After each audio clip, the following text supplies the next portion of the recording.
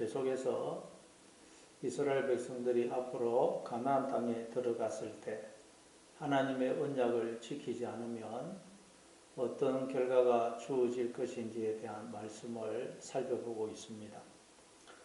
앞에서 하나님은 이스라엘 백성들이 가나안 땅에 들어가서 하나님의 언약을 지키지 않으면 계속해서 징계하시다가 마지막에는 7배나 더 징벌하실 것이라고 말씀하십니다. 그래서 이방 나라로 이스라엘을 쳐들어오게 해서 나라는 망하고 온 땅은 황무하게 되고 이스라엘 백성들은 여러 민족 중에 흩어질 것이라고 말씀하셨습니다. 겉으로 보면 이 말씀들은 무서운 재앙의 말씀처럼 들립니다. 그러나 하나님이 7배나 더 징벌하실 것이라는 말씀은 끝까지 우리를 징계하시고 깨우치셔서 우리를 구원하실 것이라는 말씀이라고 했습니다. 다시 말해 하나님은 어떤 일이 있어도 우리가 아무리 완악하고 죄를 짓는다 할지라도 결코 우리를 버리거나 포기하시는 법이 없으시다는 말씀입니다. 따라서 이 말씀은 겉으로 보면 무서운 재앙의 말씀처럼 보이지만 알고 보면 복음인 것입니다. 우리의 인생도 마찬가지입니다. 우리의 인생에도 겉으로 보면 저주인 것 같고 재앙인 것 같은 많은 일들이 일어납니다. 마치 하나님이 나를 버리신 것 같고 나를 떠나신 것 같고 나에게 복이 아니라 저주를 주시는 것처럼 보일 때가 많이 있습니다. 그러나 사실은 하나님이 나를 영광의 자리, 복의 자리에 앉히시려고 하나님 나라를 물려주시려고 나를 연단하고 계시는 것입니다. 그래서 요한계시록 7장 14절을 보면 이마에 하나님의 입맞은 14만 4천 즉 정결케 된 성도를 두고 이는 큰 환난에서 나오는 자들인데 어린 양의 피에 그 옷을 씻어 희게 하였느니라 그러시는 것입니다. 7배의 징벌에 대해서 구체적으로 말씀하시는 오늘 본문의 내용도 마찬가지입니다. 겉으로 보면 무서운 재앙의 말씀이요 심판의 말씀처럼 보이지만 사실은 이렇게 해서 우리를 구원하시겠다는 말씀입니다. 이 과정을 통과하게 해서 우리로 결국 우리에게 복을 주시고 하나님 나라를 상속케 해 주시겠다는 말씀인 것입니다. 그래서 성경의 모든 말씀은 알고 보면 복음인 것입니다. 마찬가지로 우리의 인생에 일어나는 모든 일, 모든 사건도 알고 보면 다 하나님의 은혜인 것입니다. 그래서 우리는 항상 기뻐하고 범사에 감사하고 언제나 어떤 상황에 처한다 할지라도 소망을 가질 수가 있는 것입니다. 그럼 7배의 징벌은 구체적으로 어떤 내용인지 살펴보도록 하겠습니다. 34절입니다. 너희가 원수의 땅에 살 동안에 너희의 본토가 황무할 것이므로 땅이 안식을 누릴 것이라. 그때에 땅이 안식을 누리리니. 이스라엘 백성들이 끝까지 하나님의 언약을 지키지 않으면 하나님께서 자기 백성을 이방 민족에 흩으실 것이라고 하셨습니다. 그래서 나중에 이스라엘 백성들이 바벨론 나라에 포로로 끌려가서 70년 동안 포로 생활을 하게 되죠. 그걸 두고 너희가 원수의 땅에 살 동안에 라고 말씀하십니다. 따라서 원수의 땅에 살 동안에 라는 말은 너희가 이 세상에서 고난과 환난을 당할 때에 라는 의미입니다. 그러니까 하나님은 자녀인 우리로 하여금 고난과 환난을 당하게 하신다는 것입니다.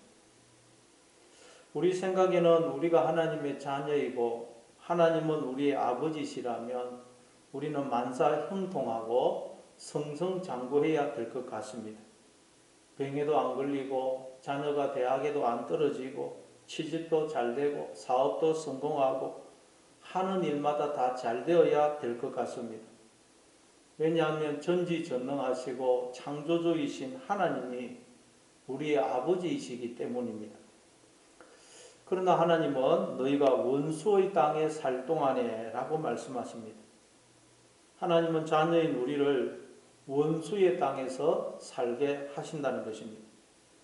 원수의 땅에 사니 얼마나 서름과 어려움이 많겠어요. 근데 하나님 우리로 이 세상을 살 때에 온갖 서름과 핍박과 멸시를 경험하게 하신다는 것입니다. 그래서 사도행전 14장 25절에 보면 우리가 하나님의 나라에 들어가려면 많은 환난을 겪어야 할 것이니라 그렇게 말씀하는 것입니다. 그러니까 성도에게 있어서 환난은 고난은 선택사항이 아니고 필수라는 것입니다. 많은 환난을 겪지 않으면 우리는 하나님 나라에 들어갈 수가 없다는 것입니다.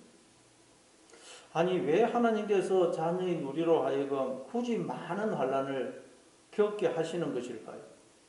왜 우리로 굳이 원수의 땅에서 사는 경험을 하게 하시는 것일까요? 하나님은 우리가 고통 중에 괴로워하는 걸 보시는 것이 즐겁기 때문일까요? 오늘 본문에서는 그 이유를 우리가 원수의 땅에서 살 때에 하나님이 우리에게 주신 약속의 땅이 안식을 누리게 되기 때문이라고 말씀합니다. 그래서 우리로 환난을 겪게 하신다는 것입니다. 원수의 땅에서 살게 하신다는 것입니다. 아니 그러면 땅이 안식을 누리게 하기 위해서 자녀의 우리로 하여금 원수의 땅에서 살게 하신다는 말입니까? 땅이 안식을 누리도록 하기 위해서 자녀의 우리로 많은 환난을 겪게 하신다는 말씀입니까? 그럼 하나님께는 자녀의 우리보다 땅이 더 중요하다는 말입니까? 도대체 성경에서 말하는 이 땅은 뭘 의미할까요? 성경에서 땅이란 하나님의 세계, 하나님 나라를 가리킵니다. 그래서 마태복음 5장 5절에 보니까 온유한 자는 복이 있나니 그들이 땅을 기업으로 받을 것이며 라고 말씀합니다. 하나님의 자녀요 하나님의 상속자인 우리는 하나님으로부터 하나님 나라를 상속받게 됩니다. 근데 땅을 기업으로 받을 것이라 그러죠. 그러니까 땅이나 하나님의 나라, 하나님의 세계는 같은 것임을 알 수 있습니다. 근데 사실 우리는 이미 하나님의 세계 안에 들어와 있고 또 하나님은 우리 안에 들어와 계십니다. 그래서 예수님은 나는 아버지 안에 있고 아버지는 내 안에 계시고 나와 아버지는 하나다 그랬었죠. 근데 인간들이 하나님의 세계 안에 들어와 있는데 그 속에서 자아라는 무덤을 만들고 그 속에 스스로를 가두더라는 것입니다. 내 속에서 하나님을 몰아내므로 스스로를 무덤의 존재로 만들더라는 것입니다. 그래서 하나님이 우리를 그 자아라는 무덤에서 끄집어내어서 우리를 하나님의 세계 속으로 들어오게 하시겠다는 말씀입니다. 하나님이 우리 안에 주인으로 생명으로 들어오심으로 우리의 마음속에 하나님 나라가 임하도록 하시겠다는 말씀입니다. 그러기 위해서는 우리가 온유한 자가 되어야 된다는 것입니다. 온유한 자. 온유한 자가 헬라어로는 프라우스인데 길들여진 상태, 주인의 뜻에 온전히 순종하는 상태를 의미합니다. 야고보서 3장 7절 8절입니다. 여러 종류의 짐승과 새와 벌레와 바다의 생물은 다 사람이 길들일 수 있고 길들여 왔거니와 혀는 능히 길들일 사람이 없나니 쉬지 아니하는 악이요 죽이는 독이 가득한 것이라. 사람들은 지금까지 온갖 종류의 짐승과 새와 벌레와 심지어 바다의 물고기까지 길들여 왔다는 것입니다. 그러나 지금까지 인간의 혀, 이 사람의 혀를 길들인 사람은 아무도 없다는 것입니다. 혀. 혀란 말을 의미하고 말이란 마음에서 나옵니다. 따라서 혀를 길들이지 못했다는 말은 마음을 길들이지 못했다는 말입니다. 지금까지 인간들 중에서 자기의 마음을 길들인 사람은 아무도 없다는 것입니다. 기독교를 제외한 모든 종교에서는 우리가 돌을 닦고 수양을 하고 마음 공부를 하면 스스로 마음을 길들일 수 있다고 말합니다. 그래서 기독교를 제외한 모든 종교를 자력 종교라고 그러죠. 그러나 성경은 그 누구도 스스로는 자기의 마음을 길들일 수 없다고 말씀합니다. 즉 인간은 스스로는 결코 온유해질 수가 없다는 것입니다. 왜냐하면 하나님을 떠난 인간은 머리가 없는 존재이거든요. 스스로 머리가 되어서 가짜 머리를 가진 자이기 때문입니다. 그 가짜 머리에 지배를 받고 있는데 그 가짜 머리를 내가 어떻게 길들일 수가 있겠어요? 그건 불가능합니다.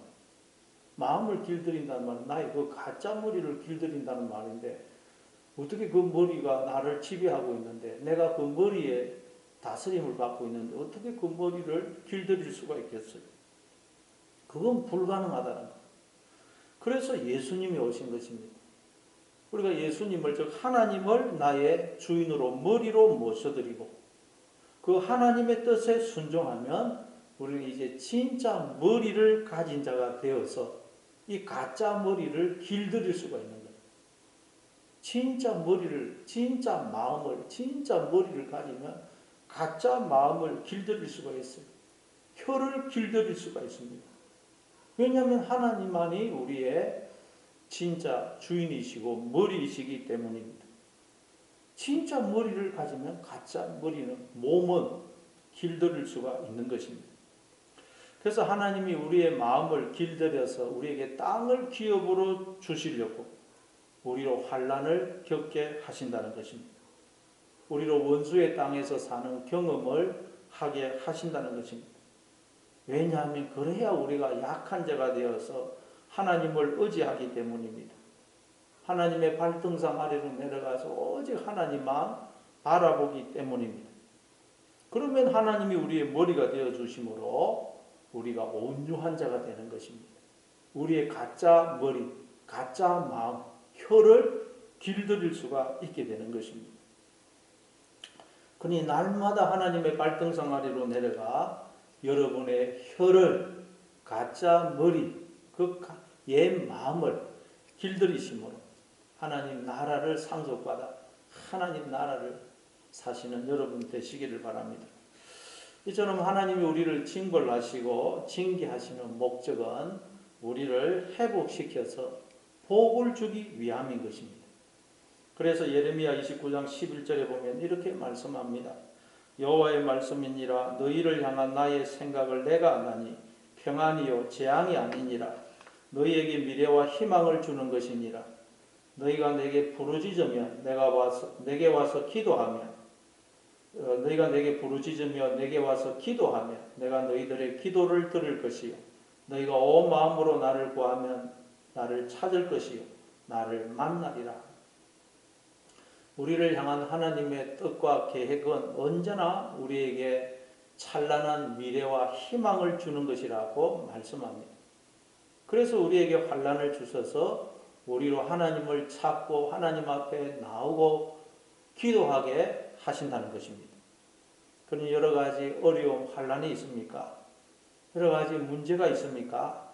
하나님이 나에게 복을 주시려고 나에게 찬란한 미래와 희망을 주시려고 나로 하나님을 찾고 기도하라고 하시는구나 하고 생각하고 낙심하지 말고 오히려 더 큰 기대와 소망을 가지고 하나님을 찾고 기도하시는 여러분 되시기를 바랍니다. 35절입니다. 너희가 그 땅에 거주하는 동안 너희가 안식할 때에 땅은 쉬지 못하였으나 그 땅이 항모할 동안에는 쉬게 되리라. 하나님께서 당신의 백성들을 이방 땅에 즉 원수의 땅에서 살게 하시는 목적은 땅이 안식을 누리게 하기 위해서라고 말씀합니다. 당신의 백성들이 약속의 땅에 거주하는 동안에는 백성들은 안식했지만 땅은 쉬지 못했다고 말씀합니다. 그래서 백성들을 이방 땅에 포로로 끌려가게 해서 이 땅을 안식하게 하겠다는 것입니다. 이건 이스라엘 백성들이 희년과 안식년을 지키지 않은 것을 말해요. 희년과 안식년에는 땅에 농사를 짓지 말고 땅을 내버려 둬야 되는데 그 계명을 지키지 않은 것을 두고 말씀하는 것입니다. 그러나 우리 생각에는 안식년과 희년에도 땅을 쉬게 하지 않고 농사를 지었다면 백성들도 안식을 누리지 못한 것이 아닙니까?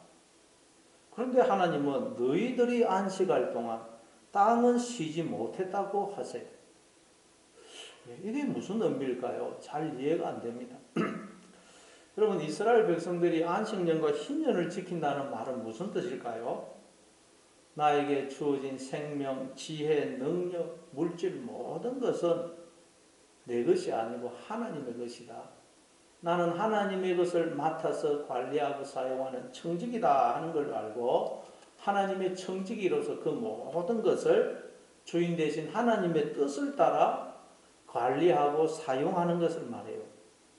그게 안식년과 희년을 지키는 것입니다.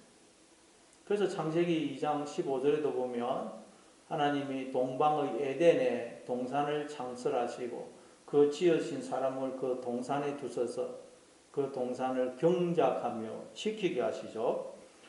하나님의 것을 하나님의 청지기가 되어 하나님의 종이 되어 하나님의 뜻대로 관리하며 사용하게 하신 것입니다. 우리가 그렇게 할 때 모든 것을 하나님의 것임을 알고 하나님의 종으로 청지기로서 하나님의 뜻을 따라 관리하고 사용할 때 그때 하나님은 우리를 향해 착하고 충성된 종아, 네가 작은 일에 충성하였으므로 내가 많은 것으로 내게 맡기리니 내 주인의 즐거움에 참여할지어다 그러시는 것입니다. 그러나 나에게 주어진 생명, 지혜, 능력, 물질, 내 인생이 내 것인 줄 알고 내 뜻대로 내가 주인이 되어서 내 뜻대로 인생을 살게 되면 우리는 악하고 게으른 종아라는 책망을 듣게 되는 것입니다. 악하고 게을렀다는 것. 그걸 두고 네가 안식했다 그러는 것입니다. 하나님이 시키신 일을 안 했다는 것입니다. 하나님의 뜻대로 인생을 살지 않았다는 것입니다. 그래서 하나님이 우리로 원수의 땅에서 사는 경험을 하게 하시나요? 내 인생이 내 힘과 내 노력과 내 계획대로 되지 않는 것을 경험하게 하신다는 거예요. 그렇게 해서 내 인생이 내 것이 아님을 깨닫게 하기 위해서라는 것입니다. 여러분, 내 인생이 내 뜻과 내 계획대로 되지 않고 있습니까? 네, 그러면 감사하시기 바랍니다. 왜냐하면 하나님께서 여러분으로 하여금 여러분의 인생이 여러분의 것이 아님을 깨닫게 해서 여러분을 착하고 충성된 하나님의 청지기로 하나님의 종으로 만들어가고 계시기 때문입니다. 그래서 우리가 착하고 충성된 하나님의 청지기가 되면 하나님 나라를 우리가 상속을 받게 돼요. 하나님의 모든 것에 참여하게 되는 것입니다. 36절입니다. 너희 남은 자에게는 그 원수들의 땅에서 내가 그들의 마음을 약하게 하리니 그들은 바람에 불린 잎사귀 소리에도 놀라 도망하기를 칼을 피하여 도망하듯 할 것이요 쫓는 자가 없어도 엎드러질 것이라. 하나님은 백성 중에서 남은 자들로 하여금 원수의 땅에서 마음을 약하게 하실 것이라고 하십니다.